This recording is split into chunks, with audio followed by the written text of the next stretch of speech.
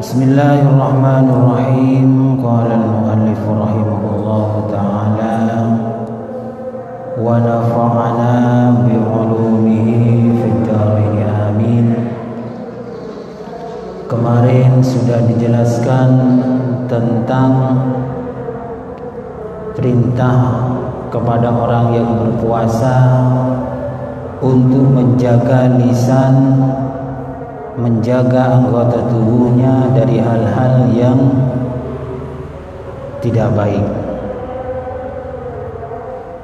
Orang yang berpuasa dilarang mengatakan hal-hal yang buruk, yang jorok, dan perilaku-perilaku yang tidak baik. Sekarang bab fi masail minas shaumi, bab menerangkan tentang masalah-masalah puasa. Jadi di dalam puasa itu ada beberapa masalah yang terkadang menurut kita itu batal, padahal tidak. Ada juga masalah-masalah puasa yang berhubungan dengan lupa, sengaja, dan lain sebagainya, yang kadang kita menganggap itu batal, padahal tidak batal. Baik yang berhubungan dengan makanan minuman ataupun berhubungan dengan hal-hal yang berhubungan dengan suami istri, yang menurut kita itu batal, padahal menurut Nabi Muhammad tidak.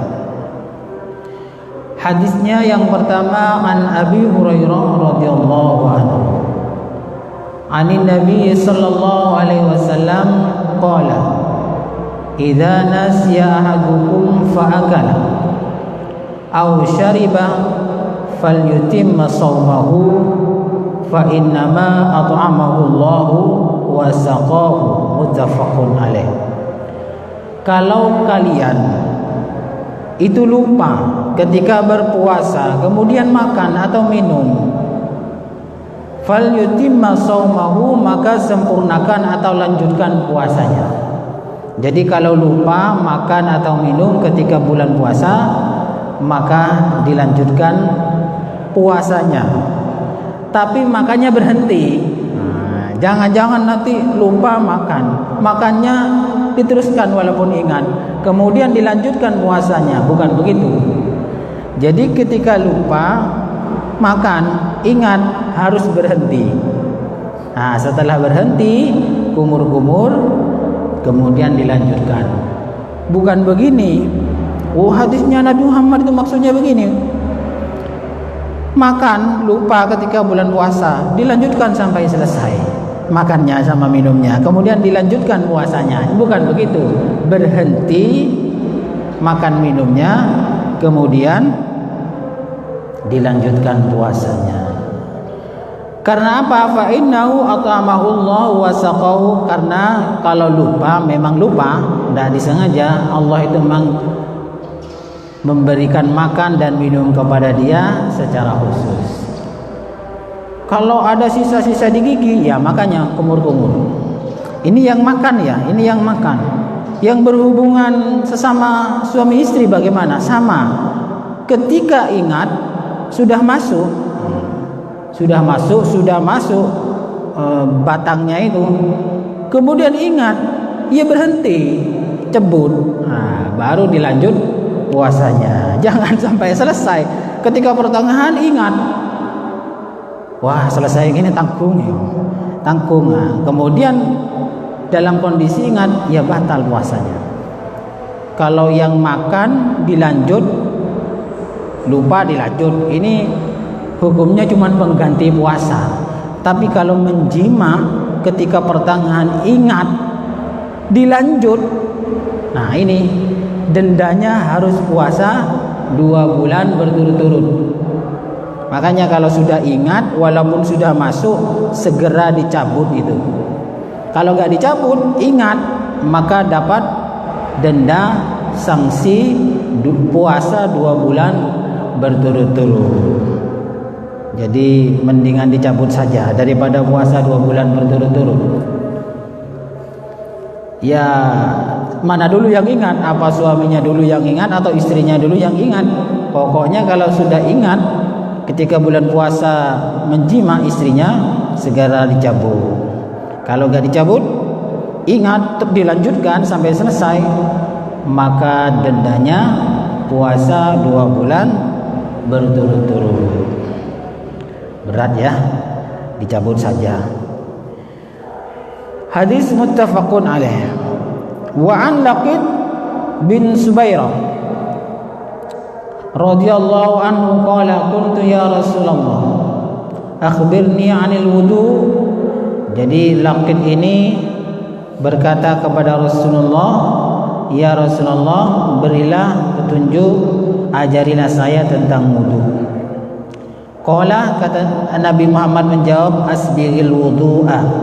Kalau wudu, kata Nabi, sempurnakan, artinya 3-3 semua membasuh 3-3, wajah 3, tangan 3 basuhnya, kaki 3, membasuh sebagian kepala 3. Ini sempurna. Dan sebelum wudu, kumur-kumur, biar kita itu mulutnya lebih segar, lebih harum. Jadi menyempurnakan wudu itu mulai dari awal, ya basuh tangan, kumur-kumur, istinsyak. Wa khallil bainal asabi'. Ini yang kedua, menyempurnakan wudu itu menyelat-nyelati tangan, jari-jari tangan, artinya di sela-selanya itu dibasuh, digosok dengan jari-jari yang lain. Wa baligh fil istinsyak. Dan ketika menghirup air ke dalam hidung itu dimasukkan ke dalam hidung yang agak ke dalam. Jadi agak ditekan ya. Menghirupnya sampai ke dalam hidung untuk membersihkan kotoran-kotoran yang ada di dalam hidung. Kalau Maduranya itu malek kerang elongah keluar. Apalagi sekarang untuk menjaga dari penyakit corona, bersihkan hidungnya dengan menghirup air ke dalam hidung. Illa an takuna shaiman, kecuali berpuasa, maka tidak usah istinsak atau istinsak sedikit-sedikit, menghirup air ke dalam hidung sedikit-sedikit, jangan terlalu ke dalam. Kalau terlalu ke dalam takut batal nanti puasanya. Dan orang istinsak itu menghirup biasa, kalau belum terbiasa asiman sebelum wudu. Tapi kalau sudah biasa tidak asiman, karena sudah hidung yang di dalam itu sudah terbiasa menerima air dari luar, jadi tidak asiman. Ini sunnah. Jadi wudu, sebelum wudu itu sunnahnya menyelat-nyelati jari-jari dengan jari-jari yang lain, menggosok, kemudian istinsyak, berkumur-kumur, lalu wudu. Ini yang sempurna. Ini dalam kondisi normal ya. Sunnah-sunnah seperti ini dipakai ketika kondisi normal, tidak antri. Kalau antriannya panjang, wah seperti sholat Jumat panjang antriannya, jangan dipakai ya. Sunnah-sunnah seperti ini jangan dipakai, sebab bisa menyebabkan orang lain itu sakit hati menunggu lama. Petnya ditunggu lama, istighfar banyak sekali, gosok-gosok ini itulah semacam-macam. Jangan kalau lagi antri, sebab itu bisa menimbulkan kegaduhan, yang antri itu sakit hati, kok lama sekali. Jadi pakai wajibnya saja. Rawahu Abu Dawud wa Tirmidzi wa qala haditsun hasanun sahih. Sekarang hadis yang ketiga. Ini perhatikan baik-baik ini. Banyak orang yang enggak mengerti, akhirnya menganggap puasanya rusak, batal. Ini hadis langsung dari Siti Aisyah, tidak pernah dari Rasulullah sallallahu alaihi wasallam langsung, tapi dari istrinya Kanjeng Nabi. Karena apa? Karena hadis ini berhubungan dengan hal-hal yang intim, hal yang rahasia. Nabi Muhammad tidak cerita sendiri, tapi Siti Aisyah istrinya Nabi Muhammad. Wa an Aisyah radhiyallahu anhu qalat kana Rasulullah sallallahu alaihi wasallam yudrikuhul fajr wa huwa junubun min ahlihi thumma yaghtasilu wa yasum, muttafaqun alaih.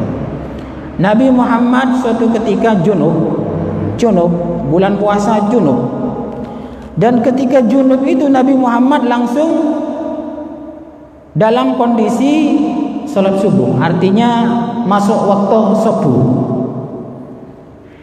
Dalam kanjeng Nabi ya setelah junub ya mandi, teruskan puasanya. Jadi Nabi Muhammad itu kumpul dengan istrinya Siti Aisyah setelah sahur, mungkin sahur kurma, kemudian kumpul dengan Siti Aisyah. Setelah kumpul Siti Aisyah, kumpul tidur junub, Nabi Muhammad tertidur sampai azan subuh. Ini bagaimana hukum puasanya? Mandi dulu, lanjutkan puasanya. Jadi puasanya tidak batal. Jadi umpama patun mare sahur nase, mardeto sahur oreng. Mare sahur oreng payah. Cereng la pacolan. Payah tengedeh. Pas temu-temu adzan. Nah, bagaimana puasanya patun? Ya mandi dulu, kemudian sholat subuh, puasanya dilanjutkan. Jadi puasanya tidak rusak, tidak batal, dilanjutkan walaupun dia patun mandi setelah subuh, artinya sudah imsak, tidak apa-apa begitu itu. Nabi Muhammad pernah melakukan seperti ini, dan Nabi Muhammad ya yang cerita soal ini adalah istrinya Nabi Muhammad, yaitu Siti Aisyah radhiyallahu anha. Jadi tidak apa-apa ya, tapi jangan setiap hari ya, jangan setiap hari buka sahur nasi kemudian sahur orang, tidur lagi, subuh lagi. Jangankan sampai subuh, umpama bangunnya jam 6 terbebas dari payah pacolan, tidak apa-apa. Jadi mandi dulu, sholat subuh, puasanya dilanjut. Kan enak ya, enak, tidak usah ruwet-ruwet. Tapi ya jangan setiap hari. Mungkin ada yang mau ditanyakan? Tidak ada ya? Ada. Kalau tidak ada, wa ana Aisyah wa ummi Salamah radhiyallahu anhuma qalata. Ini dua sudah.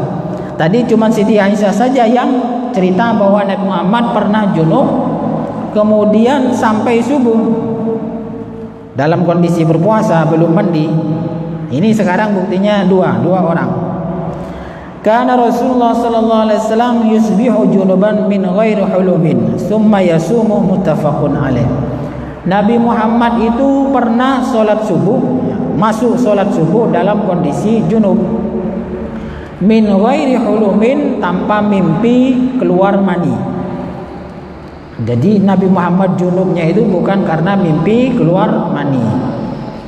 Nabi Muhammad tidak pernah mimpi keluar mani. Kalau kita manusia biasa, biasanya itu umur 10 ke atas itu sudah merasakan mimpi keluar mani. Kadang walaupun punya istri juga masih mimpi keluar mani. Karena gimana? Aku nak tanya. Ya. Mereka pula sahur nasi, pasangan sahur sore. Marga itu kita imsak.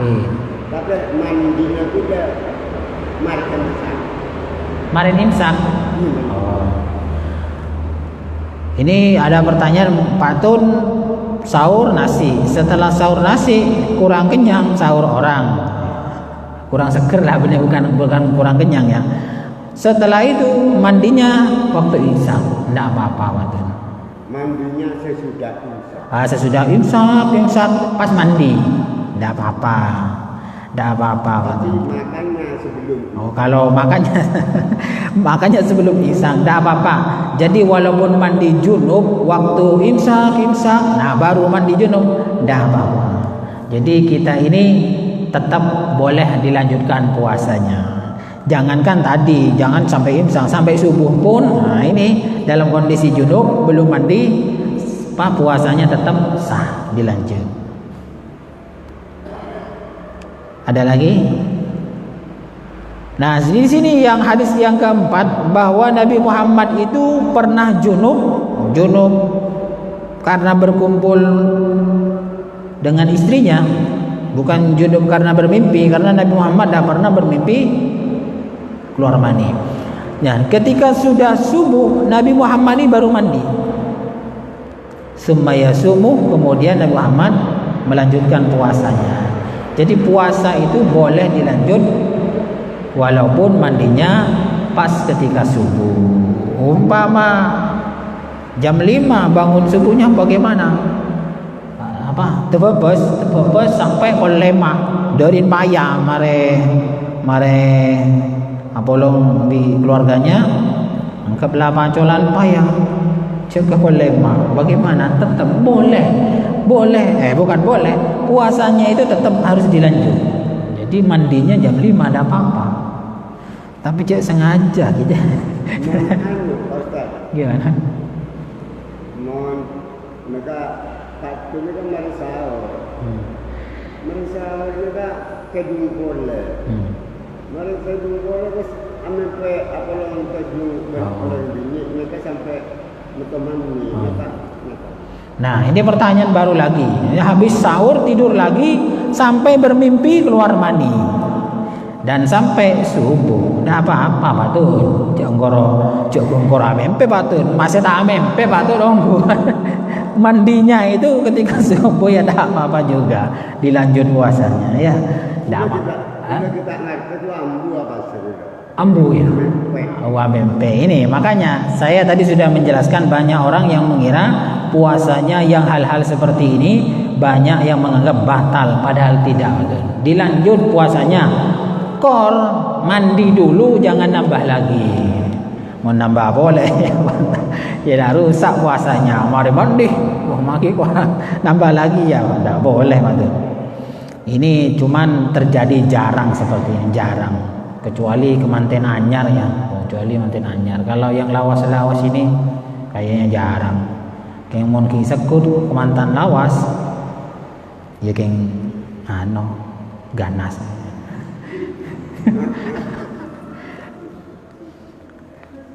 Ganas sahur berarti jelas bahasa sahur boleh. Kan mon sahur itu kan banyak orang bangun, anaknya juga bangun. Ki koper kan. Wah, ganas berarti. Mon mantan anyar kan masih tidak punya anak dan tidak mungkin bapak ibunya itu mengganggu, tidak mungkin. Kan kemantan lama atau banyak anaknya masih melakukan seperti ini, wah tepat ada tengganasnya ini berarti. Tapi ya tak dus malah oleh kenceran raja nih keng mamer. Jadi kalau puasa, nah diingat sekarang, puasa bukan puasa bulan Ramadan saja, puasa apa saja. Kalau terjadi seperti ini, puasanya tetap dilanjut. Puasa Senin Kemis, puasa apa saja, pokoknya puasa. Kemudian terjadi seperti ini, artinya setelah sahur kumpul tidur sama suami istri, setelah itu bangunnya subuh terlambat, tebebes, maka lakukan seperti ini. Mandi dulu, sholat subuh, puasanya dilanjut. Puasa apa saja, yang sunat ataupun yang wajib.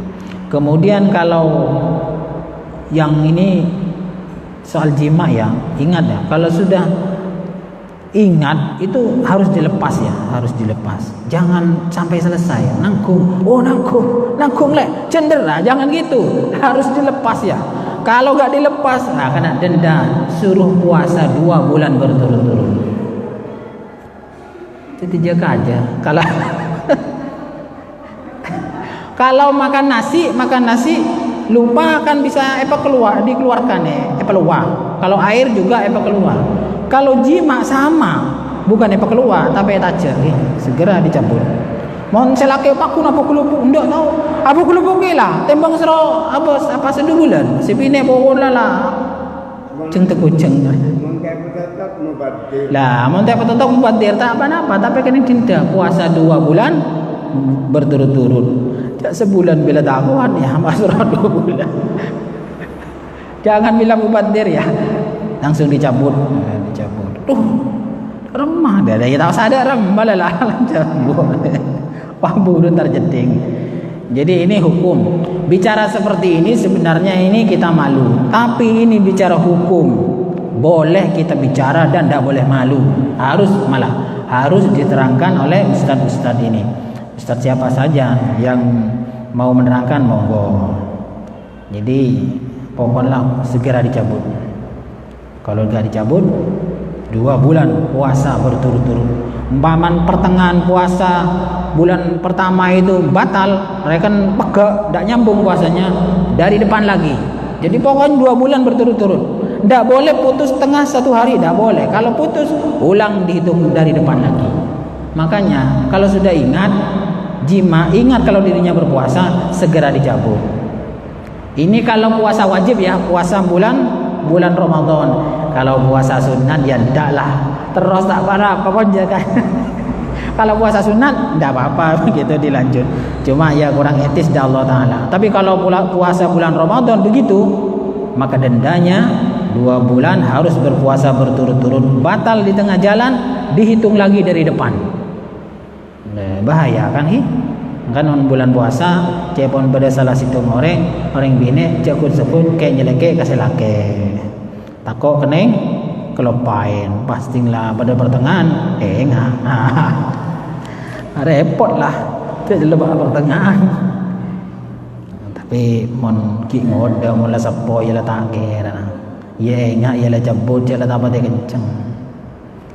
Pon cukup sekian dulu karena nanti pindah ke bab yang lain. Mudah-mudahan bermanfaat. Wallahu a'lam bishawab. Al-Fatihah.